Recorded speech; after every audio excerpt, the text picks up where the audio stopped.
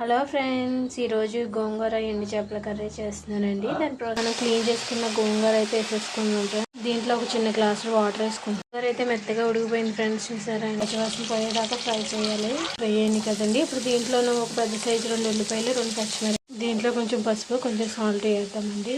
ఇవి బాగా ఫ్రై అవ్వాలి. దీంట్లో అల్లం వెల్లుల్లి పేస్ట్ వేస్తున్నానండి. పచ్చివాసన పోయి ఉడకబెట్టిన గోంగూర వేసేసుకున్నామండి. మొత్తం కర్రీ అంతా కలిసేంత వరకు కలుపుకుందాం. కొంచెం కారం, కొంచెం జీలకర్ర పొడి, ధనియాల పొడి వేసుకున్నామండి. కొంచెం కారం ఎక్కువనే వేసాను ఫ్రెండ్స్, ఎందుకంటే గోంగూర కొంచెం కదండి. ఇప్పుడు దీంట్లో కొంచెం వాటర్ వేసుకుందాం. ఓకే అండి, వాటర్ అయితే వేసానండి.